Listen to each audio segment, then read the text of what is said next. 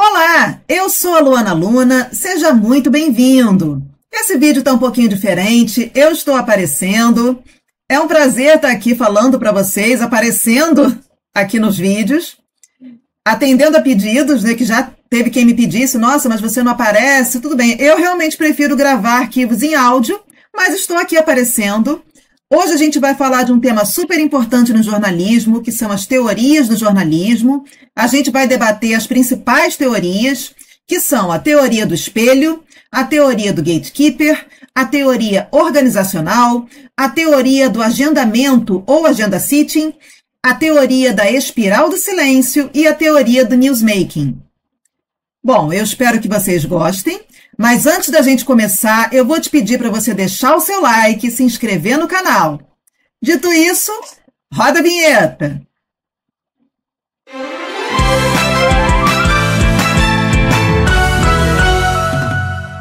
Teorias do jornalismo. Os primeiros estudos sobre jornalismo, ainda no século XIX, concentraram-se em dois eixos: a prática profissional, procedimentos e rotinas, e seus efeitos sociais, sobretudo na formação da opinião pública. A partir daí, três questões passaram a orientar as teorias do jornalismo: o que são notícias, por que as notícias são como são e quais são seus efeitos. Teoria do espelho. Formulado nos Estados Unidos por volta de 1850, em um contexto de industrialização e expansão da cultura de massa, é considerada a teoria mais antiga do jornalismo. Defendia que a imprensa funcionava como um espelho da realidade, cabendo ao jornalista ser um mediador imparcial que relatava os fatos de forma objetiva e separava rigorosamente informação de opinião. Inspirada em métodos científicos, essa teoria legitimava o jornalismo ao atribuir-lhe credibilidade e neutralidade. O surgimento da teoria do espelho coincidiu historicamente com o nascimento do jornalismo informativo, que buscava separar opinião de informação. Contudo, críticos como Felipe Pena, no livro Teorias do Jornalismo, apontam que não existe reflexo totalmente fiel. Todo espelho distorce. Da mesma forma, a linguagem nunca é absolutamente neutra, já que qualquer relato passa por mediações, limites técnicos e institucionais. Assim, a ideia de que as notícias refletem a realidade de forma 100% direta e transparente é insustentável.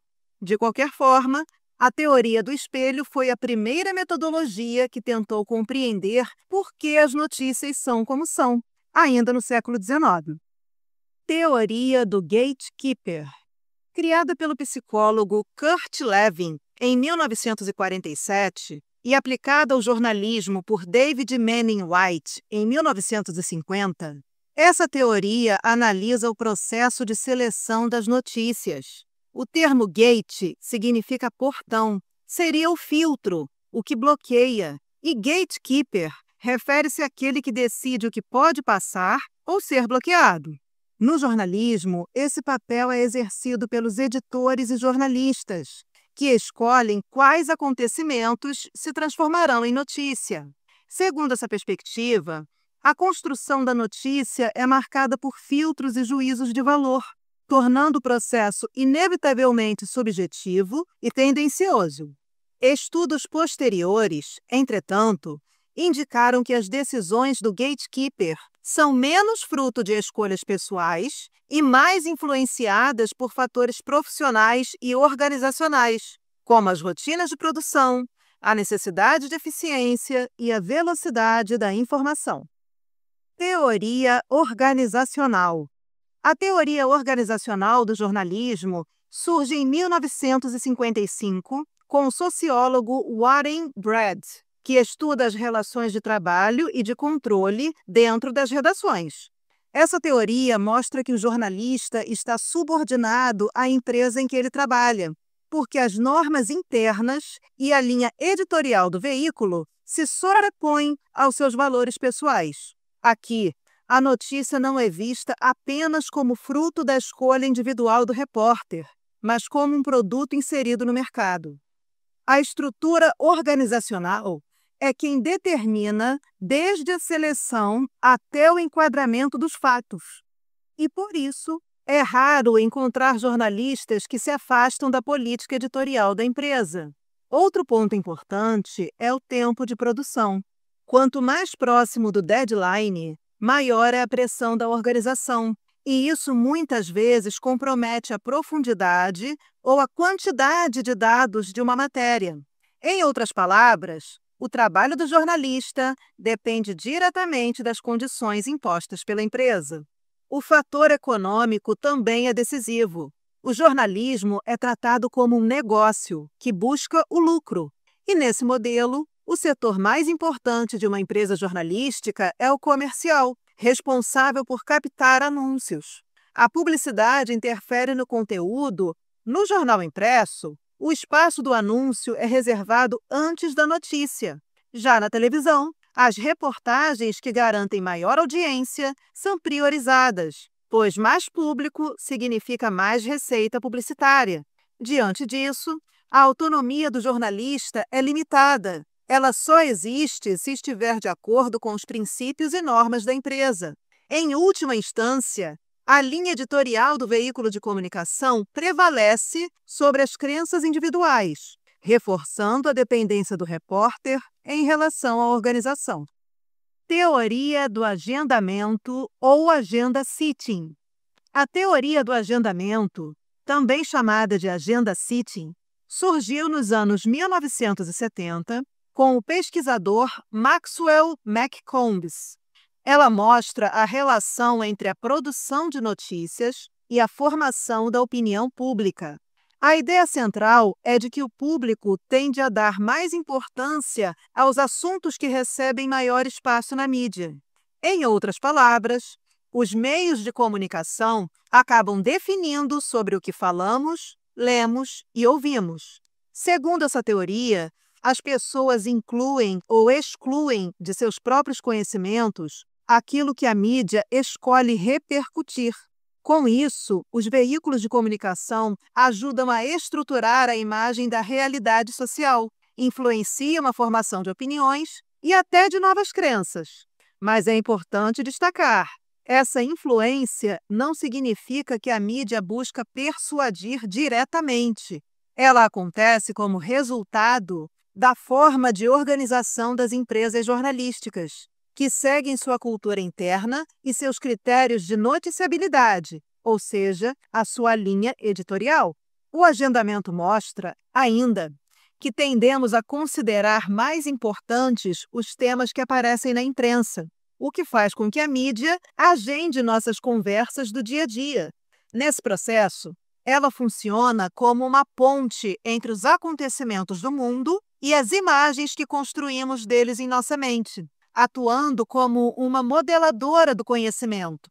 O objetivo dessa teoria é entender como a mídia influencia o modo como as pessoas aprendem e organizam as informações para formar sua visão de mundo. Essa influência se manifesta, sobretudo, a longo prazo.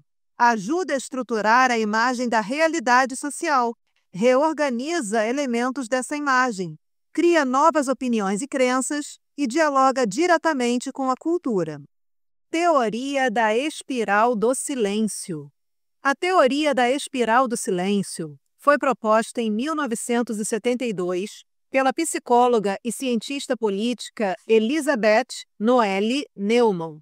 Ela explica como a opinião pública se forma a partir do medo do isolamento. Segundo a teoria, quando o indivíduo percebe que sua opinião está em conflito com a maioria, ele prefere se calar para evitar críticas, zombarias e até a exclusão social. Esse fenômeno recebe o nome de clima de opinião. Só que esse comportamento cria um efeito em cadeia. Quanto menos pessoas expressam uma visão contrária, maior é o custo social de defendê-la. Assim, as pessoas tendem a se adaptar ao que parece ser a visão dominante, mesmo que discordem. Para não se expor, elas compactuam com a maioria. Na prática, isso faz com que as notícias reforcem a ideologia dominante e dificultem as mudanças sociais. Noelle Neumann mostra que as pessoas não são influenciadas apenas pelo que os outros dizem, mas também pelo que imaginam que eles poderiam dizer. Se acreditam que sua opinião não terá receptividade, preferem o silêncio. E a mudança só acontece quando surge a sensação de que ela já é majoritária, algo que depende diretamente da mídia. É daí que vem o termo espiral do silêncio, um mecanismo psicológico em que a mídia prioriza opiniões que parecem dominantes, consolidando-as e abafando vozes divergentes.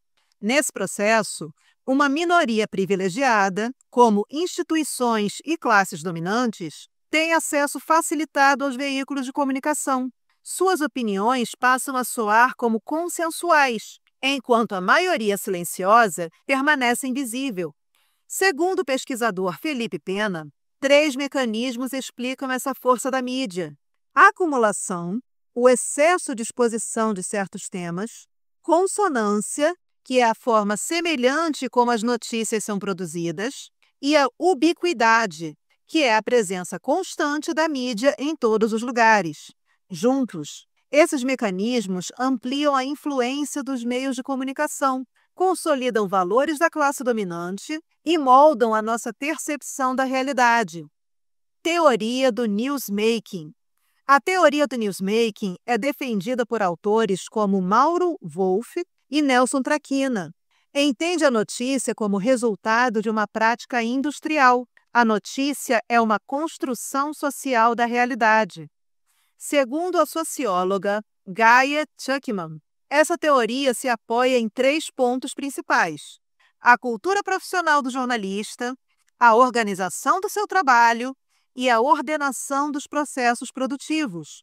Na prática, a notícia é construída coletivamente por vários agentes da redação: pauteiros, repórteres, redatores, editores e diretores. O que será publicado e com qual destaque depende da aprovação dessa equipe.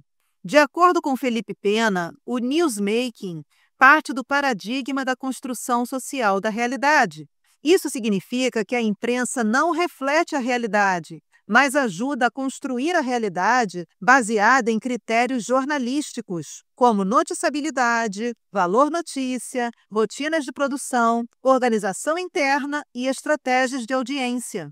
Gaia Tuckman lembra que, diante da enorme quantidade de fatos do cotidiano, é impossível fazer jornalismo sem organização. Por isso, a produção da notícia é tratada como rotina industrial, com procedimentos próprios e limites organizacionais. O jornalista participa ativamente da construção da realidade, mas sua autonomia é relativa, pois está submetido às normas da redação, aos critérios jornalísticos e às imposições do processo produtivo, que pesam mais do que as suas preferências pessoais. Felipe Pena reforça que, diante da imprevisibilidade dos acontecimentos, as empresas jornalísticas precisam colocar ordem no tempo e no espaço. Para isso, criam práticas unificadas, entre elas a noticiabilidade, que é negociada entre repórteres, editores e diretores a partir dos valores notícia, e a sistematização do trabalho,